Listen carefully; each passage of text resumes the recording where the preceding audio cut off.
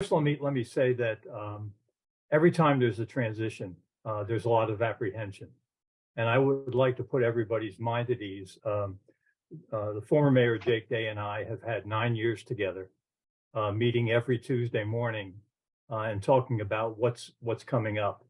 And I know the team that he left, and we're in good hands.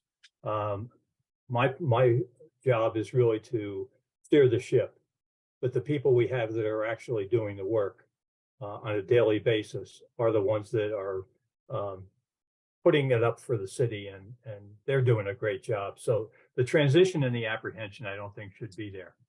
I've got several, I'm going to maybe cut some of the stuff out that I was going to say, but forgive me for looking to the side because I'm going to look at my notes and try to get rid of some of the stuff.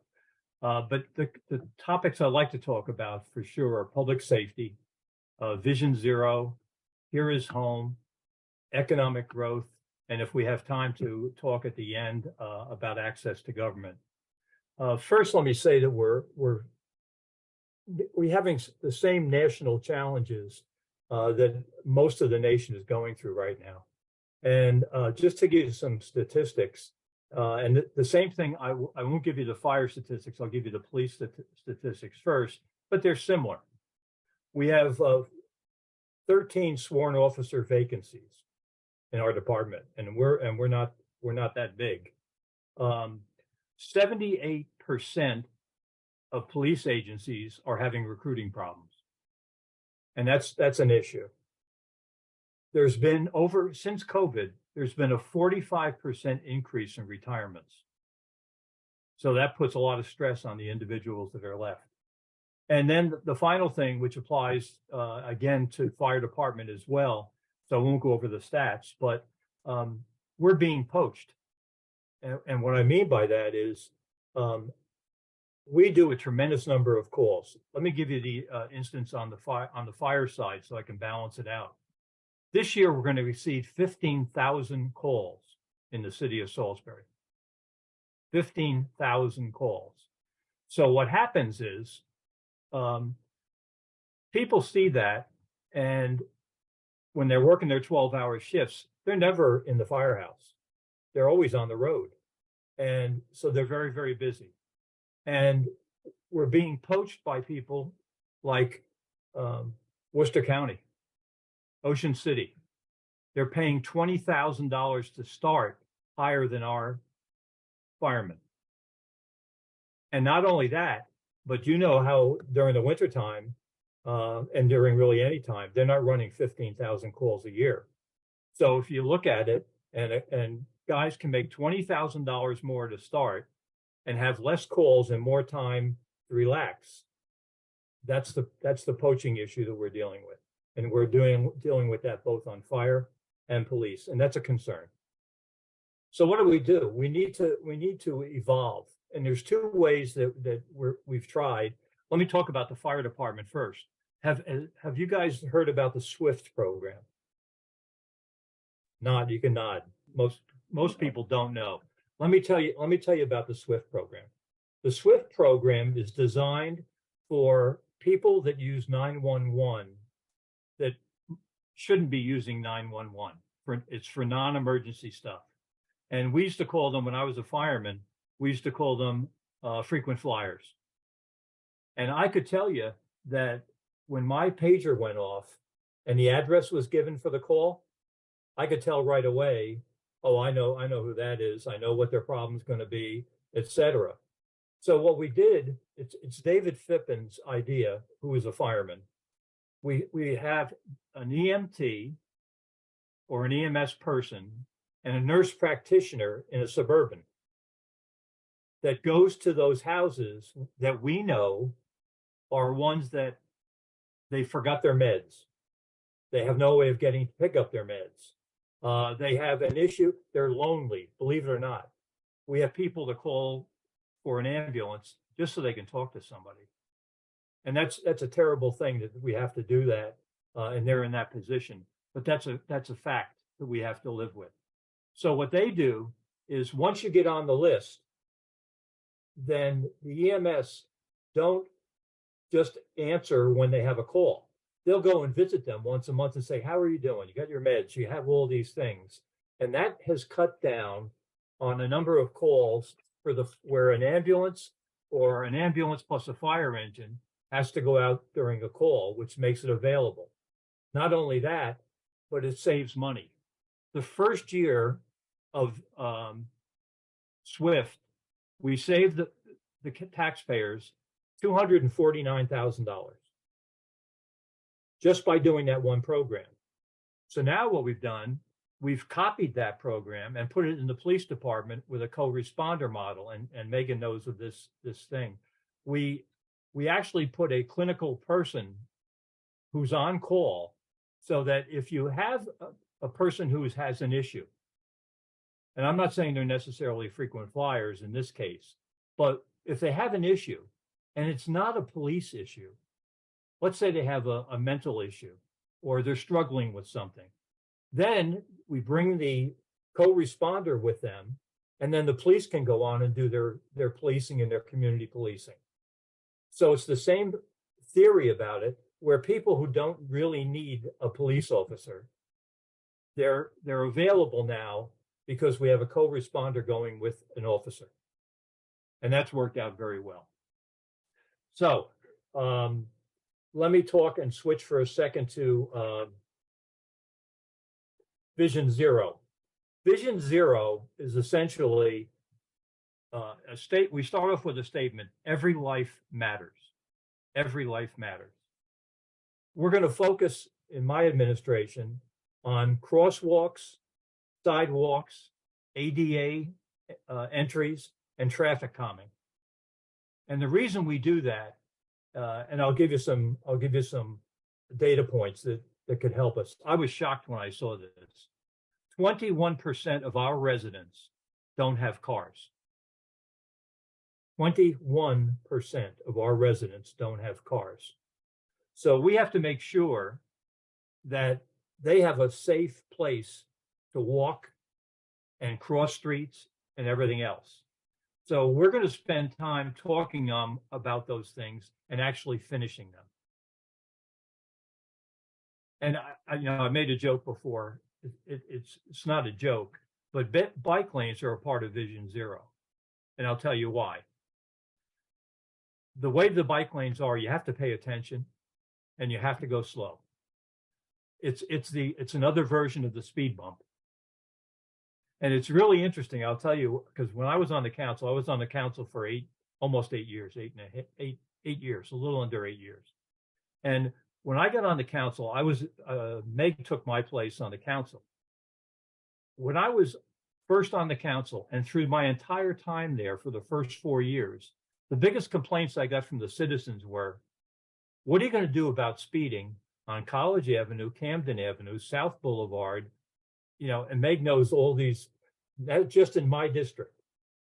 Well, we put these calming things in, the bike lanes in some cases, but the narrowing of roads, the speed bumps on South Boulevard, we've done that. And believe it or not, the same people that called me up to complain about how fast the cars were going, they're now calling me up and saying, what are you doing? You're putting speed bumps in, and you're putting these, like on Fitzwater Street, we put those weaving calming things. Well, the same people are complaining about those now. So the way that I look at it is, you can't please everybody, but if your main goal is to protect everybody, then you have to do what you think is right. And as long as I can go to bed at night and sleep, I feel like I'm doing the right thing, and I can take some heat. So that's the Vision Zero plan. Let's talk about Here is Home. The second biggest problem after public safety is our lack of housing, especially affordable housing. Now, we have some great new partners. Green Street Housing is building housing in areas that most developers don't build. And I'll give you one example, which is a tremendous example. The lot next to the river on the corner of 50 and 50 and Mill Street, 50 and Mill Street, that's an empty lot, which is right down the road from Purdue. They're going to put affordable housing units in a tower, and underneath it on the first floor, they're putting a grocery store. So people will be able to have a place to live that they can afford. They'll be able to walk downstairs and do their grocery shopping, and then they can walk to work. In that instance for Purdue. Those are the kinds of projects that we need because of the 21% of the people that don't have automobiles. So we're trying to get down and do this. We are also talking to two other groups that want to put in affordable housing. And the other thing that affordable housing does is it puts pressure on landlords. And the reason I say that is if you look at how many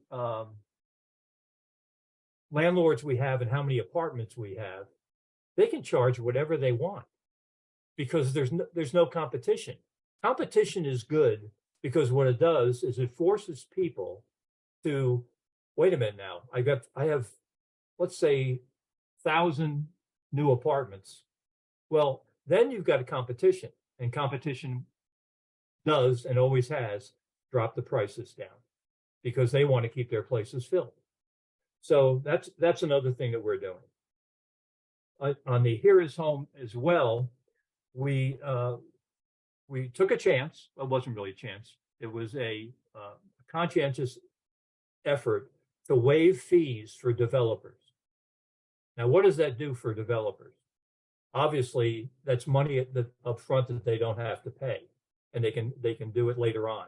We set milestones for this program. So if you sign up and you say, I'm going to build 200 single-family homes, we won't charge you for the hookups as long as you meet all of the milestones, which includes planning commission, all the permits that you need. We'll bypass those. However, if you don't come through and hit those milestones, then we're going to charge you for the milestone that you missed. So this encourages developers not just to start, but to finish. And that's worked out pretty well. I'll give you some numbers. Currently in Salisbury, there's 848 units in construction, 848. That includes single-family homes, duplexes, townhouses, senior living, and low income. So out of 848, you have that mix. There are 954 more units that have approved plans. So they've made the hurdles, and they're going to get ready to go on. And there are 417 more units that are in review right now, which will then go to the planning commission. So you're talking about 1,700, 1,800. You're talking about 2,400 homes, 400 units of some kind, whether it's apartments, single-family homes, et cetera. So, and not only that, but we also have projects with Salisbury Neighborhood Housing and Habitat for Humanity. And Habitat for Humanity currently has 8 houses they're restoring. And those are ownership houses that they can go in immediately upon completion. So that's very positive news. Okay, let me talk about how am I doing time-wise? I'm doing good. We're okay. And then we should have time for questions. Ann Street Village, which is the homeless village by the railroad tracks on Ann Street. This is very frustrating for me, and Megan knows it's been very frustrating. We should have been in here before winter. And because of COVID, well, they said because of COVID, the main part that we needed was electric part has been on the back order for months. However, the good news is on April 21st at 12 noon, we're going to be cutting the ribbon for Ann Street Village. So there are 24 units there. 1 unit in the beginning will be occupied by somebody on site for wraparound services. So if they need drug help, if they need psychological help, whatever they need, and that person will also and by the way, this is transitional housing. That's not permanent housing. So what we want to do is get them stable, get a roof over their heads. They can get their meals. at either the Christian shelter, or they can go up to Halo and they can get their meals, but they have a roof over their heads and they have warmth and they have cooling and they have showers on the site. So once they get stabilized, then they can go out and look for a job. You can't ask a person to go out and look for a job if they don't know where they're going to sleep at night, or they know where they're going to sleep at night and they're trying to figure out how they can stay safe and warm or cool. And then once you get that and get them stable, then we have landlords that have agreed to take these people who have been proven to go through the process and find them units to rent. So that's a positive thing. The bad news is that we had 20, like I said, we had 24 units. On the waiting list right now, we have 51 applied for 24 spots. And you and I know that if 51 are on that wait list, you've got another 150 that are still out there on the streets. And that's unacceptable. So we need to attack that aggressively. And once we get, this is, I don't want to say it's an experiment because we know it works, because it works in New Mexico and a couple of other places. They just have a brand new one with, I think they have 100 homes in Denver and Colorado. So that's what we're doing. And we also have sponsorships, and we're going to go out and we're going to get sponsors from businesses and average people for the upkeep of those things. So that's encouraging as well. I'll talk about something that wasn't in my original comments, but now it makes a lot of sense. One of the things that we have done as a city, now my background, just so anybody knows, has been in the private sector. I've run businesses. And when I was on the council, was the legislative side of it. Now I'm on the operations side of it. And I'm more comfortable in this position because I've done it, whether you're running a business or you're running the city, it's pretty the same principle. You have your revenue, you have your expenses. The only difference is we're obliged by law. We have to submit a balanced budget. We can't go in and say, oh, I'm going to use some money I have in the bank. You can't do that. So that's important. But one of the things that I've come to learn is the private sector is different from the public sector because the private sector relies on marketing. And the public sector doesn't really market stuff. It's amazing how many people think that Carroll Street, everybody knows that Carroll Street with that crazy lines on Carroll Street. They think that's the end. That's what it's going to look like when it's done. And it's not. It's going to be an extension of the Riverwalk. And then we're going to widen the lanes that are so narrow now. But the problem is we start a project and we go on to another project. We don't finish a project. So we're going to tell people what we're going to do. We're going to show them what we're going to do.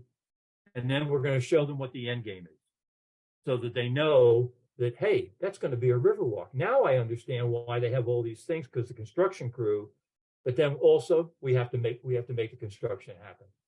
So I put out a notice to everybody. We will not start another project. We will not start another major project without finishing the projects that we have. And that will keep us focused. The other thing is we are going to take care of the ones that I talked about in the beginning. The sidewalks, the infrastructure. That's what makes it happen in the city. So we're going to do that.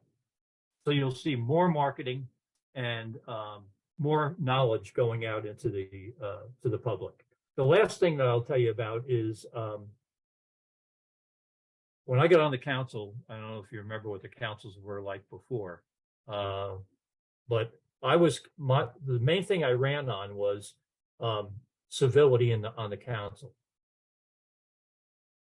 If you went to a council meeting, which I used to do, I would get so frustrated because there was yelling and screaming and sometimes cursing at each other in the council meeting, and they got nothing accomplished.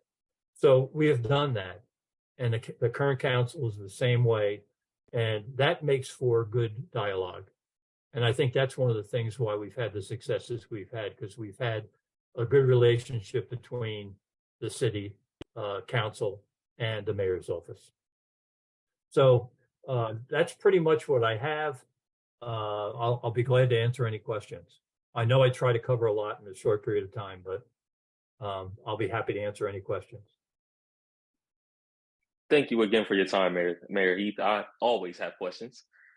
If you could go back to the Ann Street transitional homes, is that mental health component necessary for participants to complete the programming, or is that just by a case-by-case basis? It's all on a case-by-case basis. Yeah, and I have no knowledge right now of what the makeup is of those 23 that are coming in initially. Understood.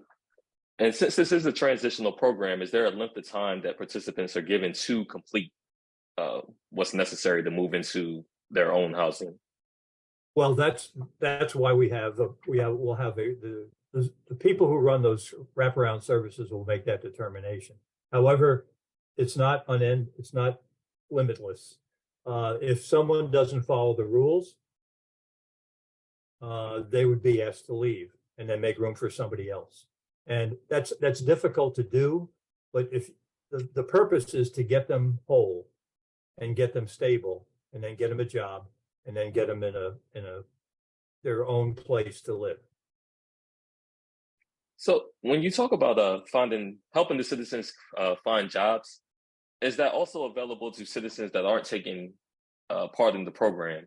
I know we have the one-stop job markets and there's other things available, but does the city have plans to assist with that directly or only for these houses?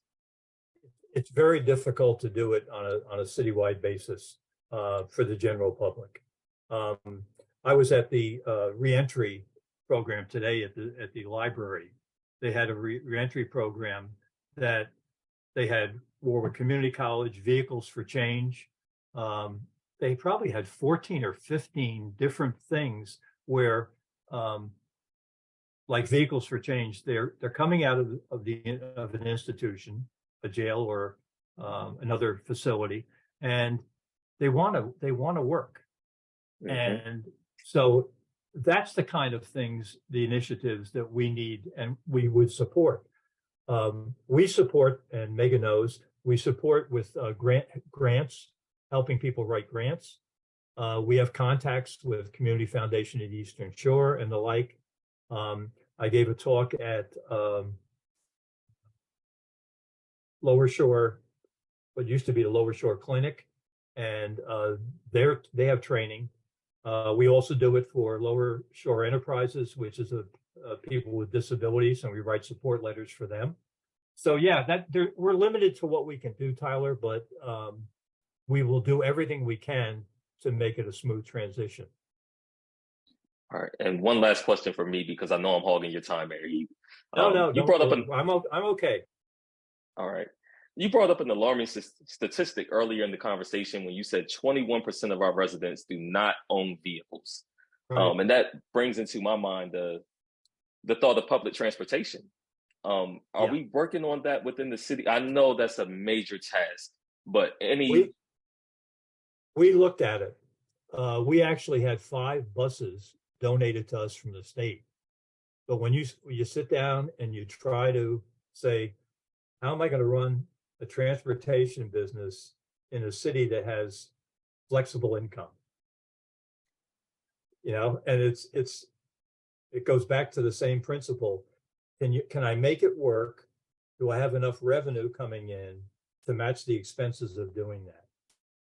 And then you have added liability as well. You got all the people you have to pick up, et cetera.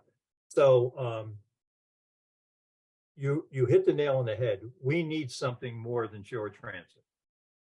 We absolutely do. Because of scheduling, the routes, the time you have to wait. I don't have the answer for that. To be frank, I've got so many top priorities that we're working on now. I agree with you. We need to do something about it, but I think it's bigger than us. I think we're going to have to get with the county and say, look, how's this working? Because what we're doing now isn't working. And some of those people who want to work are having trouble. I met one person that said, you know, I got put on notice that I might get fired because I've been late 3 times. Well, his bus was late 3 times or 4 times, and that's not acceptable. So we have to find a solution. I don't know what, I'll be honest, I don't know what it is right now. Thank you, Mayor Heath. I do appreciate that. No problem. Anybody else?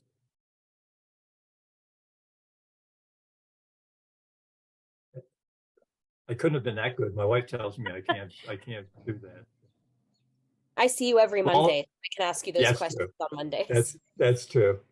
Well, I appreciate the time. Oh, go ahead, Brian. Sorry, I was just a little late to get to the unmute button. No problem. So you had me a little worried about starting out with understaffed police force, but I really appreciate with all of the points that you kind of raised and expanded upon, including our fire and police issues, that the focus seems to be what are people's needs, and that's always been really high priority for me as far as being a progressive and advocating for progressive values. And I also understand that there are a lot of significant changes and projects going on in Salisbury that that need to be wrapped up and completed, and before you want to start any more. But aside from public transportation, and by the way, I would advocate for looking for a free option for that as well, free at point of service, once we get there. But aside from that, do you have any kind of priorities that you're looking towards once you do kind of get past what's going on now? Any kind of like plans or issues that you want to tackle? I'll be honest with you. I've been in the job now for 5.5 weeks, and I've got so many hot potatoes in the air that I haven't had time to think about it. And I'm telling you the truth. It's daunting. And then I will tell you this, and I told the council this. I've dealt with 8 budgets in the city, and this, without a doubt, is the toughest budget that I've ever been involved with, and for a number of reasons. And I'm not going to blame the feds, but I will tell you this, that we got a little fat, dumb, and happy during COVID because there was so much money that was dumped down from the federal government and the state government to us that all of a sudden now it's gone. I mean, it really is gone. And to make up those shortfalls, because we, like you said, the only way we can raise money is through taxes and fees. That's the only, we can't go out and sell stuff, but taxes and fees have to do it. And when you're being poached and all these other things that happen to you, and then you lose the support you have from the feds and the state, it's hard. They can tell you what we're going to be going through. It's not going to be fun. But let me give you an example, and this is a frustration that I get in now that I'm in the public sector. We had things called the CDBG funds that came from the feds through the state, and that was for assistance for rentals. Now, what I'm going to tell you, you're not going to believe. The CDBG money is very well defined, and it's sometimes tedious. I'll put it that way.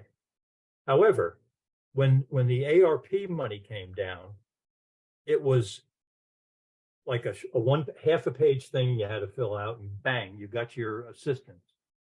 Well, and it's not the fault of the people who were dealing with the CDBG money, but because they wanted to take care of the people that needed it to get them into housing and keep up with their rents, et cetera, they used that money first and then left the CDBG money for later on after the onslaught came. Well, guess what? The CDBG money has so many things attached to it. For instance, anybody that got the ARP money, any of it, and used it for rent, you could not qualify for the CDBG money now once the ARP money left. You know how much money we have in that account? In the Salisbury neighborhood housing has $179,000 that they can't use because everybody had gotten some form of help and assistance when the ARP money was there. Makes no sense to me, but that's a fact.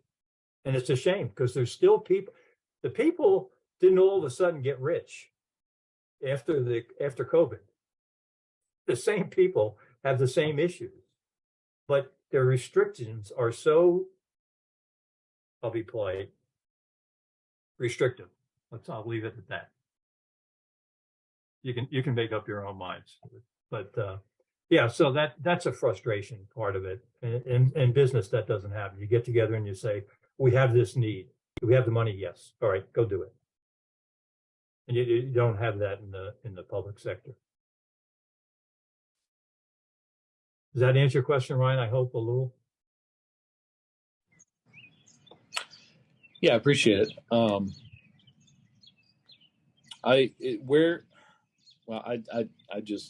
not familiar with the CBDG? CDBG. Yeah. CDBG. I'm not familiar with that one. I guess it came out after the American Rescue Plan, if it had that stipulation on it. Yeah. So yeah, that is unfortunate. You know, especially looking back at the PPP loans that went out to a lot of businesses. You know, not necessarily around here, but you know, nationwide that didn't necessarily need it, and just kind of free money for a lot of different people who, yeah, like I said, might not have needed it, but no, some of them definitely didn't need it. But I'm familiar with public service as well, so I definitely understand having to jump through the hoops. Yep. Well, I want to thank you for allowing me to come on.